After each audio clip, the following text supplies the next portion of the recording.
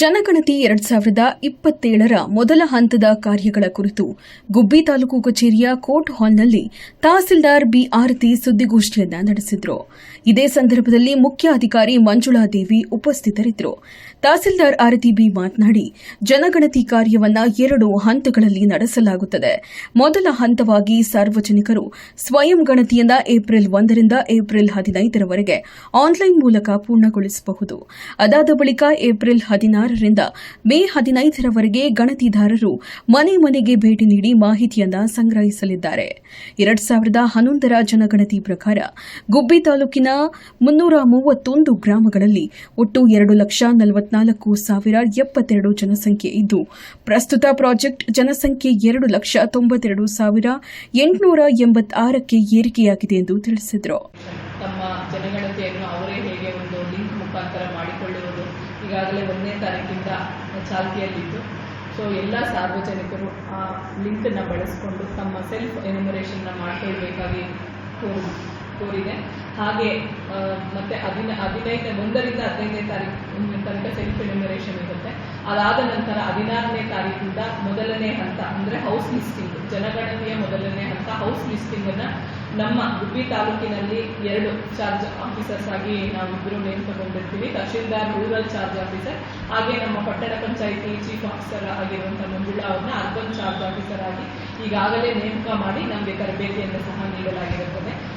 ಹಾಗೆ ನಮ್ಮ ತಾಲೂಕಿನಲ್ಲಿ 10 ಜನ ನುರಿತ ಏನಿರ್ತಾರೆ ಅವರಿಗೆ ಫೀಲ್ಡ್ ಟ್ರೈನರ್ಸ್ ಆಗಿ ಈಗಾಗಲೇ ಜಿಲ್ಲಾಧಿಕಾರಿಗಳ ಹಂತದಲ್ಲಿ ಅವರಿಗೆ ಟ್ರೈನ್ ಮಾಡಿರ್ತೀವಿ.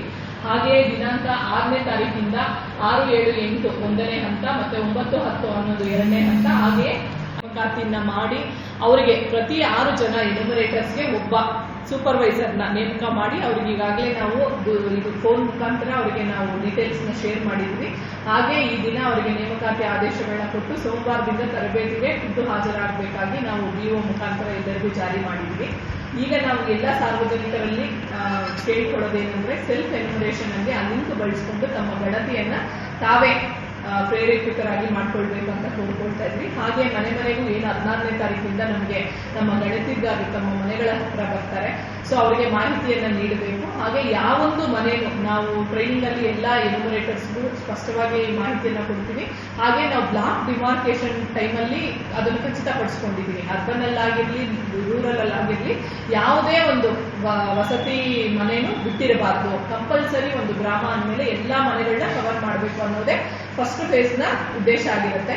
ಸೊ ಆದ್ರಿಂದ ಈ ದಿನ ನಾವು ಏನು ನಮ್ಮ ತಾಲೂಕಿನಾದ್ಯಂತ ನಾವು ಜನಗಣತಿಯನ್ನ ಮಾಡಕ್ಕೆ ಸಿದ್ಧತೆಯನ್ನ ಮಾಡ್ಕೊಂಡಿದ್ವಿ, ಅದನ್ನ ಹಂಚ್ಕೊಳಕ್ಕೆ ಈ ದಿನ ನಾವು ಪ್ರೆಸ್ ಮೀಟ್ ಕರೆದಿದ್ದೀವಿ. ಗ್ರಾಮೀಣ ಪ್ರದೇಶಗಳಿಗೆ ತಹಸೀಲ್ದಾರ್ ಅವರನ್ನ ರೂರಲ್ ಚಾರ್ಜ್ ಆಫೀಸರ್ ಆಗಿ ಹಾಗೂ ಪಟ್ಟಣ ಪ್ರದೇಶಕ್ಕೆ ಮುಖ್ಯ ಅಧಿಕಾರಿ ಮಂಜುಳಾದೇವಿ ಅವರನ್ನ ಅರ್ಬನ್ ಚಾರ್ಜ್ ಆಫೀಸರ್ ಆಗಿ ಜಿಲ್ಲಾಧಿಕಾರಿಗಳು ನೇಮಕ ಮಾಡಿದ್ದಾರೆ. ಜನಗಣತಿ ಕಾರ್ಯ ಸುಗಮವಾಗಿ ನಡೆಯಲು 10 ಜನ ಫೀಲ್ಡ್ ಟ್ರೈನರ್ಗಳಿಗೆ ತರಬೇತಿ ನೀಡಲಾಗಿದೆ.